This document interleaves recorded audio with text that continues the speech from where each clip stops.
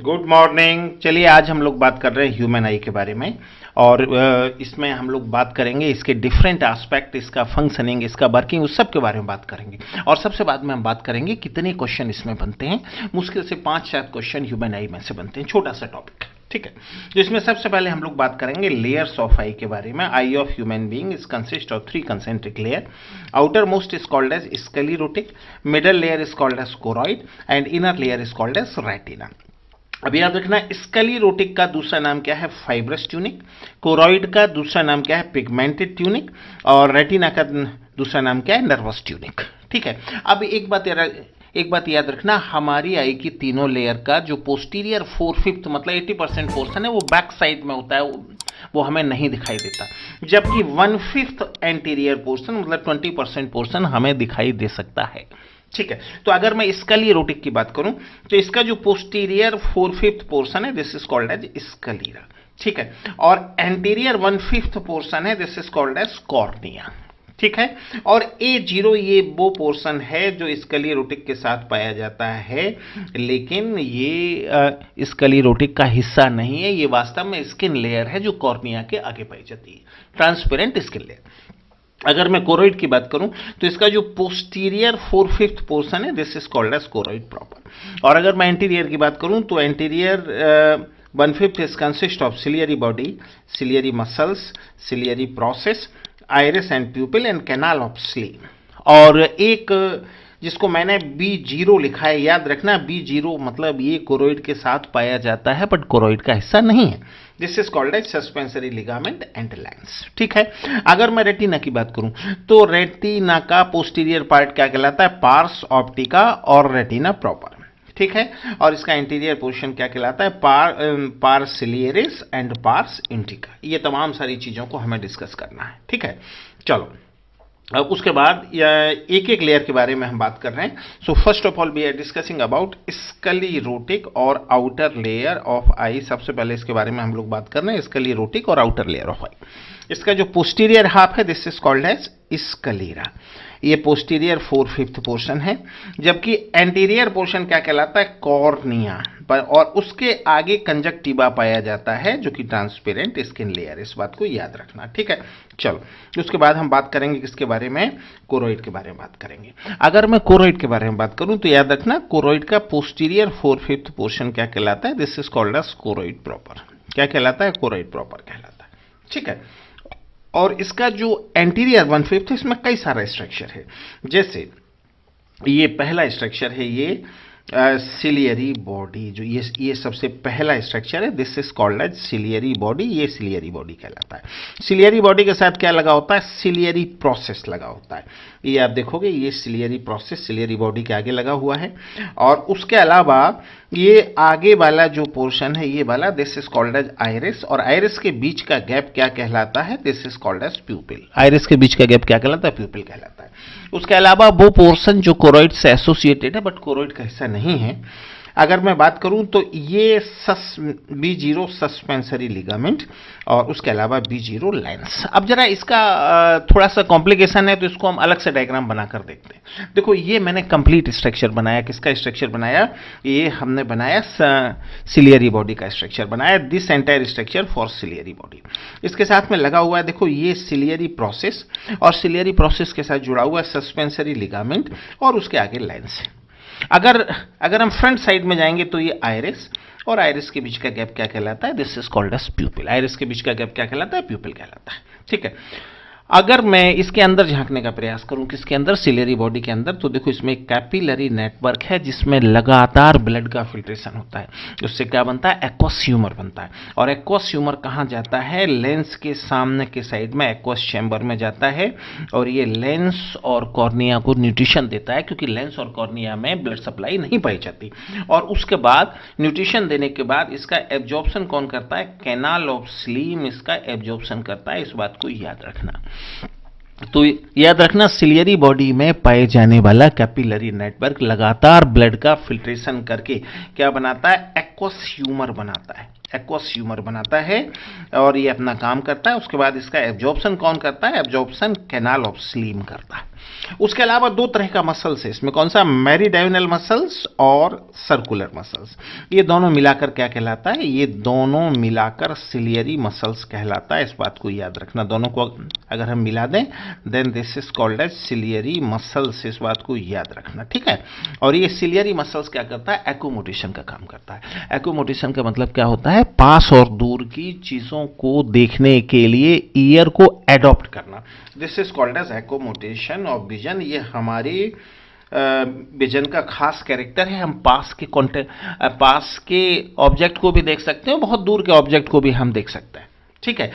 सबसे बेहतर एकोमोडेशन किसमें होता है? बर्ड्स में होता है। और अगर आप एम्फीबिया की बात करो, आप फ्रॉग की बात करो, तो उसमें एकोमोडेशन नहीं होता। अब एकोमोडेशन कैसे काम करता है जरा जानने का प्रयास करते हैं। देखो, सिलियरी बॉडी, और यहां हम सिलियरी बॉडी में भी हम किसकी बात कर रहे हैं? हम सिलियरी मसल्स के बारे में हम यहां पर बात कर रहे हैं। किसके बारे में बात कर रहे हैं? हम यहां सिलियरी मसल्स के बारे में बात कर रहे हैं। इस बात को अच्छी तरह से दिमाग में सेट करके रखना है, सिलियरी मसल्स के बारे में। अगर सिलियरी मसल्स में कॉन्ट्रैक्शन होगा तो याद रखना सस्पेंसरी लिगामेंट का रिलैक्सेशन होगा। इस बात को दिमाग में सेट करके रखना, अपोजिट रिलेशन है। अगर सिलियरी मसल्स में कॉन्ट्रैक्शन होगा तो सस्पेंसरी लिगामेंट में रिलैक्सेशन होगा, और अगर सिलियरी बॉडी में रिलैक्सेशन होगा तो सस्पेंसरी लिगामेंट में कॉन्ट्रैक्शन होगा।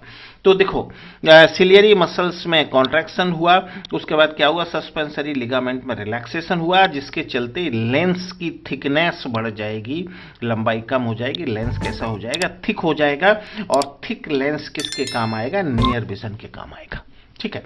अब मैं दूसरे साइड में जाता हूं। अगर सिलियरी मसल्स का रिलैक्सेशन होगा तो सस्पेंसरी लिगामेंट का क्या होगा? सस्पेंसरी लिगामेंट का कॉन्ट्रैक्शन होगा, जिससे लेंस की लंबाई बढ़ जाएगी और थिकनेस कम हो जाएगी। ऐसा लेंस किस काम में आएगा? मतलब लेंस कैसा हो जाएगा? फ्लैट हो जाएगा, और ये दूर देखने के काम आएगा, फार विजन के काम आएगा। इसी चीज को इस चार्ट में हमने दिखाया हुआ है, सेम चीज है, आप इस चार्ट में भी देख सकते हो। दिस इज फॉर एकोमोडेशन, ठीक है। फिर हमने आइरिस के बारे में बात किया। अगर आइरिस को हम फ्रंट से देखने का प्रयास करें, सामने से देखने का प्रयास करें, तो ये एक प्लेट के जैसा स्ट्रक्चर दिखाई देता है, जिसके बीच का गैप क्या कहलाता है? प्यूपिल कहलाता है। और इसकी बाउंड्री दो तरह का मसल से बना है। इसका ये जो आउटर मसल्स है, ये आउटर मसल्स है, this are called as radial muscles. Radial muscles का अपना एक कैरेक्टर है। अगर रेडियल मसल्स में कॉन्ट्रैक्शन होगा तो ये आउटर साइड में शिफ्ट हो जाएगा, याद रखना। अगर रेडियल मसल्स में कॉन्ट्रैक्शन होगा तो इसका शिफ्टिंग इस तरह से आउटसाइड में हो जाएगा, इस बात को याद रखना। मतलब ये बाहर के साइड में कॉन्ट्रैक्ट हो जाएगा और ये आउटर साइड में पहुंच जाएगा, इनर साइड में नहीं पहुंचेगा, जिसके चलते क्या होगा? डायलेशन ऑफ प्यूपिल हो जाएगा, प्यूपिल फैल जाएगा। और ये किसके प्रभाव में होता है? सिंपैथेटिक नर्वस सिस्टम के प्रभाव में होता है।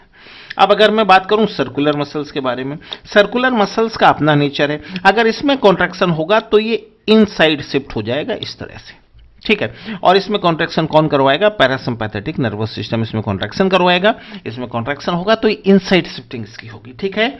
और उस केस में क्या होगा? उस केस में कॉन्ट्रैक्शन ऑफ प्यूपिल होगा। इस बात को अच्छी तरह से दिमाग में सेट करके रखना, ठीक है। चलो अब हम बात करें रेटिना के बारे में। अगर मैं रेटिना के बारे में बात करता हूं तो रेटिना का जो पोस्टीरियर 4/5 है, this is called as retina और pars optica, and it is consist of rod plus cone. इस बात को अच्छी तरह से याद रखना, ठीक है। फिर इसके अपर साइड पर एक खास एरिया है जिसका नाम है macula lutea, and it is consist of only cones, that's why this is zone for maximum clarity, ठीक है। और ये केवल कोन से मिलकर बना होता है। थोड़ा इसके सेंटर पर ब्लाइंड स्पॉट है, जिसमें ना तो रॉड है और ना ही कोन है, दोनों एब्सेंट हैं, जिसके चलते इस पर कोई विजन नहीं बनता। याद रखना, कोई विजन इस पर नहीं बनता, ठीक है। और यहां से ऑप्टिक नर्व का ओरिजिन होता है। अगर आप एंटीरियर साइड में जाओगे तो एंटीरियर साइड में सिलियरी बॉडी के बैक पर इसका जो हिस्सा है ये कहलाता है pars ciliaris, behind the ciliary body. और आइरिस के पीछे वाला जो इसका हिस्सा है back to iris, this is called as pars iridica. और इन दोनों में याद रखना these are consist of rods only, cones इनमें नहीं पाए जाते। इस बात को अच्छी तरह से दिमाग में सेट करके रखना। अगर मैं इसका पोस्टीरियर हिस्सा एक बार और देखता हूं तो देखना ये मैक्यूला ल्यूटिया है, और मैक्यूला ल्यूटिया के पीछे जो ये पॉइंटेड पोर्शन है this is called as fovea centralis और येलो स्पॉट। और ये दोनों किससे बने होते हैं? Both of them are consist of only cones, you have to keep in ear. किससे बना है? ये केवल कोन से बना हुआ है, ठीक है। और ये ब्लाइंड स्पॉट है, याद रखना ब्लाइंड स्पॉट है ये, जिस पर ना तो रॉड्स है ना ही कोन्स है, और यहां से ऑप्टिक नर्व का ओरिजिन होता है, ठीक है। अब उसके बाद हम बात करें किसके बारे में? लेयर्स ऑफ रेटिना के बारे में बात करें। और लेयर्स ऑफ रेटिना के बारे में जब हम बात करते हैं तो सबसे पहले एक फॉर्मूला हमें याद रखना है। इसका एक फॉर्मूला है सब्जी। सब्जी जो आप घर पर खाते हो उसको मैंने यहाँ बेस बनाया, ये सब्जी, ठीक है। मैं अगर इसको और जैसा कि आपको मालूम है कि हमारे फॉर्मूलाज में स्मॉल लेटर का कोई मतलब नहीं होता, केवल कैपिटल लेटर का मतलब होता है। तो यहाँ किस किस का मतलब रह जाएगा? एस का मतलब रह जाएगा, बी का मतलब रह जाएगा, जी का मतलब हो जाएगा। तो आउटर मोस्ट लेयर जो इसका है ये सेंसरी लेयर है, and it is consist of rods and कोन। दूसरा लेयर कौन सा है? बाइपोलर न्यूरॉन है। और तीसरा लेयर जो सबसे अंदर के साइड में ये गैंग्लियोनिक सेल है, ठीक है। अब सेंसरी सेल को बाइंड करने वाली सेल का नाम क्या है? हेटेरोक्राइन सेल। बाइपोलर न्यूरॉन को बाइंड करने वाली सेल का नाम क्या है? अमीक्राइन सेल, ठीक है। और एक बात याद रखना, सेंसरी सेल और बाइपोलर न्यूरॉन के बीच में जो साइनेप्स बनता है this is called as external plexiform layer, ठीक है। और इसी तरह से बाइपोलर न्यूरॉन और गैंग्लियोनिक सेल के बीच में जो साइनेप्स बनता है this is called as internal plexiform layer, ठीक है। अब अगर इन लेयर की पोजीशन को कंप्लीटली हम समझना चाहें तो देखो सबसे आउटर में क्या होगा? स्केलेरोटिक। स्केलेरोटिक के बाद क्या होगा? कोरोइड। कोरोइड के बाद होगा सेंसरी लेयर, उसके बाद बाइपोलर न्यूरॉन, और उसके बाद होगा गैंग्लियोनिक लेयर, और उसके अंदर होगा विट्रस चैम्बर। ये इस बात को याद रखना, ठीक है। अगर अब मैं इसका रॉड्स और कोन के बारे में बात करूं तो देखना रॉड्स का हमारा फॉर्मूला है R3। क्या फॉर्मूला है? R3, अच्छी तरह से याद रखना। पहला R फॉर रॉड, दूसरा R फॉर रात, रात मतलब डिम लाइट विजन या ट्विलाइट विजन, और तीसरा R है रोडोप्सिन। इसमें जो पिगमेंट पाया जाता है रॉड में ये कहलाता है रोडोप्सिन, और विजुअल पर्पिल, और पर्पिलिस रेड पिगमेंट, ठीक है। और इसका जब ब्रेक डाउन होगा तो क्या बनेगा? रेटिनल, जो कि विटामिन ए का एल्डिहाइड है, और ऑप्सिन प्रोटीन। और जब इसका डिसोसिएशन होगा, डिसइंटीग्रेशन होगा, तो क्या होगा? इंपल्स का जनरेशन हो जाएगा। अगर मैं कोन्स की बात करूं, कोन्स का हमारा फॉर्मूला है C3, ठीक है। C3, पहला C फॉर कोन्स, दूसरा C फॉर कलर विजन, तीसरा C क्लियरिटी ऑफ विजन, और उसके अलावा इसमें याद रखना है विजुअल एक्यूटी, विजुअल एक्यूटी और डे लाइट विजन या ब्राइट विजन, ठीक है। और इसका पिगमेंट कौन सा है? आइडोप्सिन पिगमेंट। और आइडोप्सिन पिगमेंट का जब ब्रेक डाउन होगा तो ये क्या बनाएगा? रेटिनल, जो कि विटामिन ए का एल्डिहाइड है, और फोटोप्सिन प्रोटीन, ठीक है। इस बात को अच्छी तरह से याद रखना। और अगर मैं तो ये इन बातों को याद रखना। और अगर मैं विजन की बात करूंगा तो फिर जो है आगे हम लोग बात करते हैं विजन के बारे में, ठीक है। फिर उसके बाद यहां पर अच्छी तरह से याद रखना ये इन्हीं चीजों को, रॉड्स एंड कोन के बारे में जो हम बात कर रहे हैं उसको यहाँ डायग्राम बनाकर, चार्ट बनाकर मैंने दिखाया हुआ है। इसमें केवल एक दो बातें याद रखना। 3 type of cones are found. Chlorolabe for green cones for green colour, ठीक है। Erythrolabe cones for red colour, and cyanolabe cones for blue colour. याद रखना इस बात को, ठीक है। फिर देखो यहाँ हमने डायग्राम बनाया, ये रेटिना की सारी लेयर का डायग्राम बनाया। तो सबसे इनर लेयर क्या कहलाता है? ये हो गया सेंसरी लेयर, रॉड्स एंड कोन से बना है, और हेटेरोक्राइन सेल ने इसको बाइंड करके रखा हुआ है, ठीक है। दूसरा बाइपोलर न्यूरॉन है, और तीसरा गैंग्लियोनिक सेल है। गैंग्लियोनिक सेल से ऑप्टिक नर्व का ओरिजिन होता है। किसका ओरिजिन होता है? ऑप्टिक नर्व का ओरिजिन होता है, ठीक है। अब यहाँ पे याद रखना कि सेंसरी सेल और बाइपोलर के बीच में जो प्लेक्सिस बनता है this is called as external plexiform layer. इसी तरह से बाइपोलर न्यूरॉन और गैंग्लियोनिक सेल के बीच में जो प्लेक्सिस बनता है this is internal plexiform layer. ये क्या कहलाता है? ये इंटरनल प्लेक्सिफॉर्म लेयर कहलाता है, ठीक है। अब एक बात याद रखना, हमारे रेटिना को इनवर्ट रेटिना कहा जाता है। जो भी लाइट रेज आएगा उसके इंपल्स को रिसीव करने का काम कौन करेगा? कोन्स। पहले वो यहां से इस तरह से, याद रखना, जो भी इंपल्स आएगा सबसे पहले ये इंपल्स बाहर से इस तरह से अंदर तक जाएगा। उसके बाद अगर डिम लाइट है तो रॉड्स उसे रिसीव करेगा, ब्राइट लाइट है तो कोन उसे रिसीव करेगा। फिर यहां से रिसीव करने के बाद ये प्लेक्सीफॉर्म लेयर से होता हुआ कहां जाएगा? प्लेक्सीफॉर्म लेयर से ये होता हुआ जाएगा बाइपोलर न्यूरॉन में, और फिर बाइपोलर न्यूरॉन से होता हुआ कहां जाएगा? ये जाएगा गैंग्लियोनिक सेल में। और अगर मैं एनसीईआरटी की बात करूं तो एनसीईआरटी के पेज नंबर 324 पर लिखा हुआ है कि एक्शन पोटेंशियल का जनरेशन गैंग्लियोनिक सेल में होता है। ये एनसीईआरटी के पेज नंबर 324 पर लिखा हुआ है।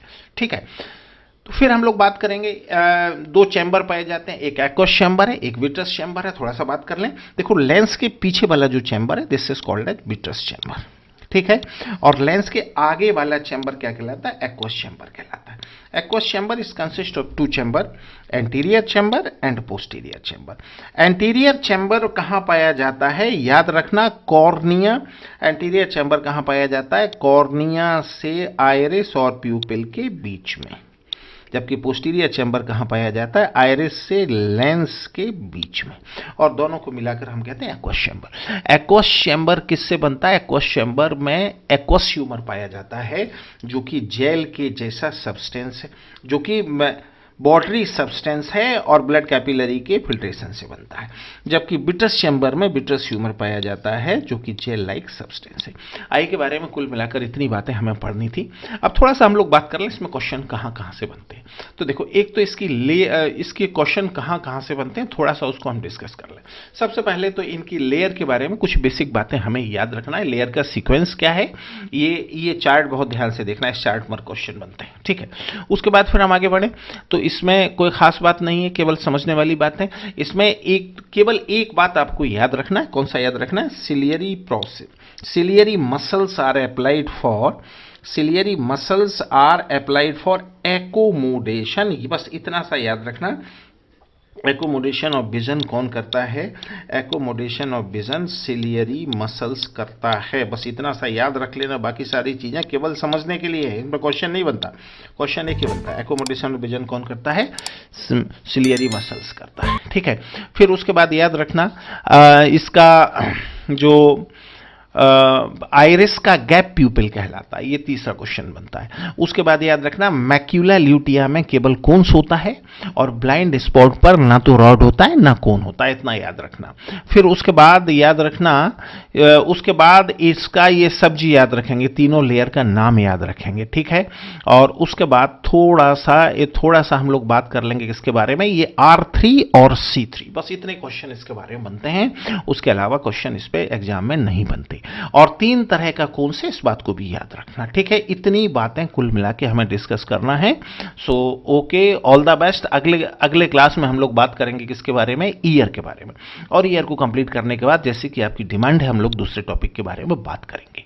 और संडे सुबह 10 बजे मोटिवेशनल क्लास रहेगा, जिसमें हम बात करेंगे। संडे सुबह 10 बजे मोटिवेशनल क्लास रहेगा, जिसमें हम बात करेंगे एनसीईआरटी का नोट्स कैसे बनाएं, उसको मिस ना करें। Okay, bye.